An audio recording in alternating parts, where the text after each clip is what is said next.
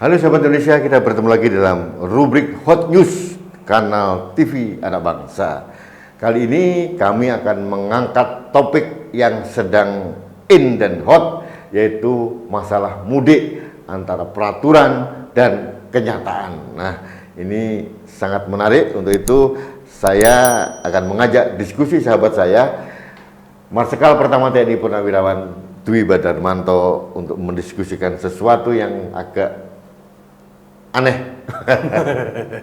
Sahabat Indonesia, sudah kita tahu bersama bahwa Presiden sudah mengeluarkan larangan mudik mulai tanggal 6 sampai tanggal 16. Itu yang tertera dalam presnya. Ya. Ya. Untuk apa pelarangan ini? Kita sudah tahu bersama adalah untuk mencegah penularan COVID-19 yang belum juga reda. Bahkan kita tahu secara dunia India sedang menghadapi third wave atau gelombang ketiga, dan konon katanya jauh lebih parah dibandingkan dengan gelombang pertama atau gelombang kedua. Nah, sekarang di India positif COVID sudah mencapai angka 20 juta orang. Itu tertinggi di dunia. Tertinggi di dunia sekarang. Amerika kemarin hanya 4 sampai 5 juta. Indonesia sudah hampir 2 juta Indonesia. Nah, Mas Dwi, ada upaya yang sebetulnya di atas kertas sangat luar biasa bagus ini.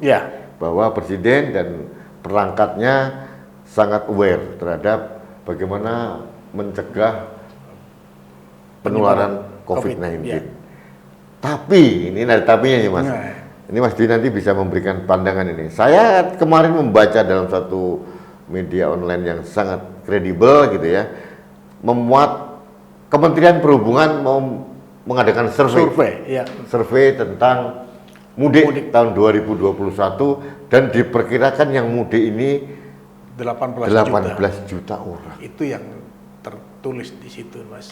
Luar biasa. Nah, Mas, untuk sahabat Indonesia biar ada perbandingan angka nih, Mas.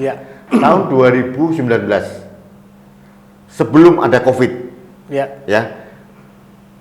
angka mudik itu mencapai 23 juta. Itu kondisi normal. Tidak ada pandemi, tidak ada apa-apa. Tidak ada larangan. 23 juta. Nah, tahun 2020 drastis sampai mencapai sangat angka yang terendah, hanya sekitar 1 juta, 1, sekian juta yang mudik. Nah, ini meningkat ini. Sekarang 18 juta. Problemnya nih masa pandemi, tambah menggila nih, pandemi masih angkanya tinggi dan tercipta klaster di mana-mana yang baru. Dan yang kedua ada larangan mudik. Tapi ini 18 juta mendekati angka normal nih, Mas. Apa yang terjadi di negara ini nih? Terima kasih Mas Rudi. Ini kalau menurut pendapat saya nih, saya mengamati kok ada dua hal yang mesti kita ini, Mas. Yang pertama adalah ketegasan larangan. Presiden sudah mengeluarkan larangan mudik.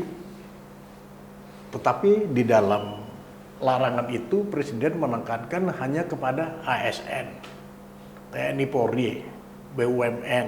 Harusnya kalau ada larangan itu sudah tanpa kecuali. Ini demi untuk memotong penyebaran COVID-19, Mas. Ini yang pertama.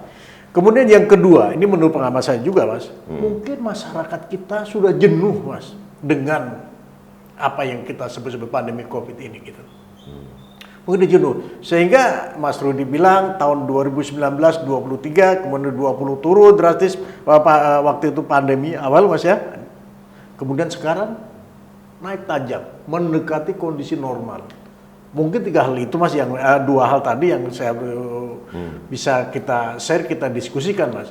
Baik. Mas, kalau untuk peraturan yang sepengetahuan saya memang ASN dan sebagainya, dan untuk masyarakat. Masyarakat juga. Makanya kemarin, beberapa hari yang lalu Mas Dwi, beberapa polisi memaksa mutar petugas lah ya, petugasnya dia. Petugas ya, memutar balik. Nah, tapi gini Mas, ini masalah ketegasan aparat.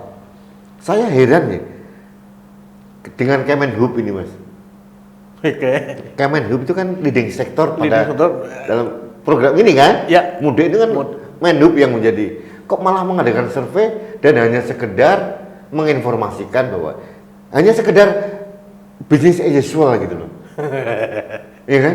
Tidak ada, saya lihat dari apa yang saya baca itu tidak ada upaya untuk bagaimana mencegah atau melarang itu. Ya. Nah, salah satunya masalah tiket ini Mas. Tiketing Mas ya. Nah, Iya, tiket. iya, iya. Memang benar, mulai hari ini tanggal 6 sampai tanggal 10 Loket loket tiket tutup. tutup, ya.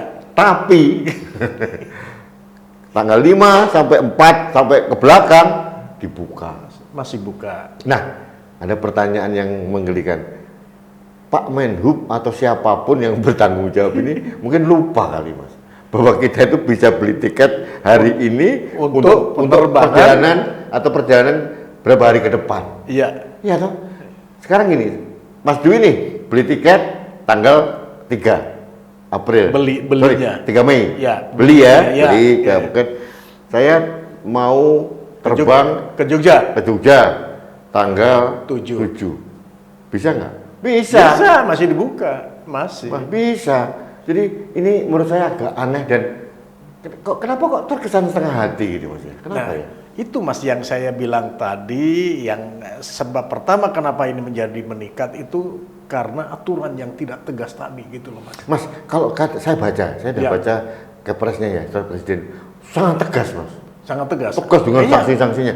Pertanyaannya adalah implementasinya di lapangan ini loh. Justru itu artinya di layer bawah presiden ini kan ya menginterpretasikan aturan jadi Longgar biasa. sekali. Iya, longgar Mas. Kemarin Mas Dwi cerita katanya ada rekayasa mudik.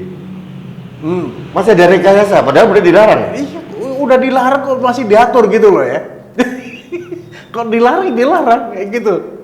Kadang-kadang pembenarannya adalah sangat semudah. Inilah Indonesia. Gitu. Nah, Antara aturan dan kenyataan itu bisa berbanding terbalik. Kadang-kadang aturan hanya sebagai macan kertas. Jujur saya agak sedih ya. Mungkin kalau presiden tahu kenyataan seperti ini, mungkin juga beliau juga sedih. sedih juga Mas, Ya pasti kan? sedih beliau. Karena ya. aparat di bawahnya, khususnya Kemenhub Mas, Ya. tidak bisa menerjemahkan dan mengimplementasikan aturan itu. Nah, Kalau jelas Mas, Kemenhub tegas tidak boleh. Tiket tidak boleh penerbangan ataupun kereta atau bis tanggal 6 sampai tanggal 10.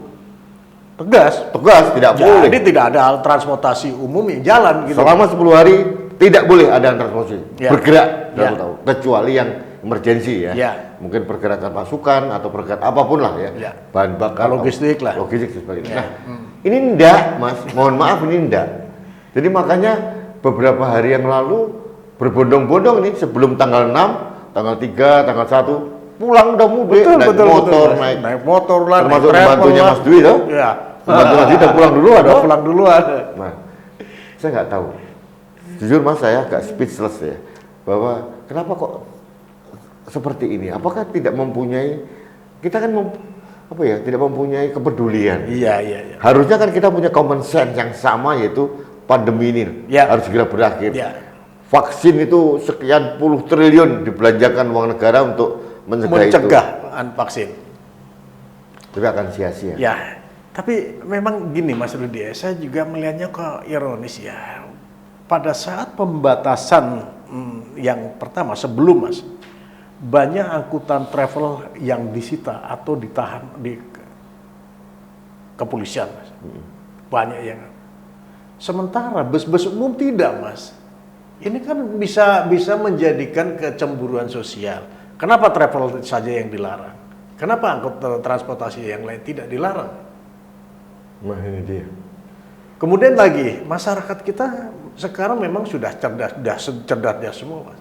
Yang dilarang itu tanggal 6 sampai dengan tanggal 10. Tanggal 5 boleh. Tanggal 5 kan masih boleh. Banyak, wah yang Mas Rudi bilang, asisten rumah tangga saya di rumah udah pulang dari kemarin. Karena yang dia taunya dilarang tuh tanggal 6. Sebelum itu boleh. Nah, Saya nggak ngerti ya. Dan apakah pejabat pemerintah ini memang sudah mulai juga, udahlah kita berlakukan aja herd immunity. setuju saya Mas. Mungkin begitu ya. Tapi kan kalau ini dipolisikan resmi, seolah-olah kan Ada pembiaran. Pembiaran. Ya, pembiaran. Ya kan? Itu juga bisa melanggar HAM juga. Jadi tugas negara kan melindungi warganya. Gitu. Iya, Tapi iya. kalau kita lihat ini Mas, kita harus memberikan kritik Iya. yang sangat kuat kepada para aparatur negara, khususnya di bawah ini lah Mas, Yang di kementerian layer-layer ya di di bawah. bawah, kemudian aparat kepolisian juga khususnya di Polantas ya, ini harus mengamankan ini. Kalau presiden bilang A ya A gitu. Iya, Kalau betul. tidak boleh tidak boleh gitu. loh. Setuju. Ini penting. Nah ini semuanya kan ada setengah-setengah Mas. Sudah dilarang tapi ada aturan bagaimana berpariwisata. Boleh. Boleh. Nah gimana jadinya? Nah aturan mestinya oke lah, masa kita nggak bisa nahan sih 1 tahun ini kita nggak mudik misalnya. Oke lah itu budaya Mas ya, itu budaya atau itu tradisi ya Mas ya. Tapi untuk kali ini demi Mas, satu jujur masyarakat kita mungkin sudah jenuh gitu ya. Ya. Dan banyak juga yang tidak disiplin gitu ya. Tapi di sisi lain juga pemerintah juga kurang tegas gitu ya. Contoh kemarin terjadi kerumunan luar biasa di pasar. Pasar Tanah Abang dan di Tunjungan di Surabaya. Jadi bukan hanya di Jakarta aja Mas, sama Tunjungan Sama mungkin di pasar-pasar lain yang kita sama monitor ya, kan. Ya. Nah di Jakarta saja, kita sekarang di Jakarta Ya. hari-hari, apakah ada suasana COVID? Tidak, macet di mana-mana dan yang membedakan cuma pakai masker. Ya. Itu saja. Kegiatan-kegiatan sudah jalan terus. Dan jalan terus ya. Tapi memang saya kadang-kadang berpikir begini, ini pemerintah setiap 2 minggu membuat aturan PPKM lah, apalah, kan nggak ada artinya ya. Seolah ini hanya program, kan program ada dananya nih Mas.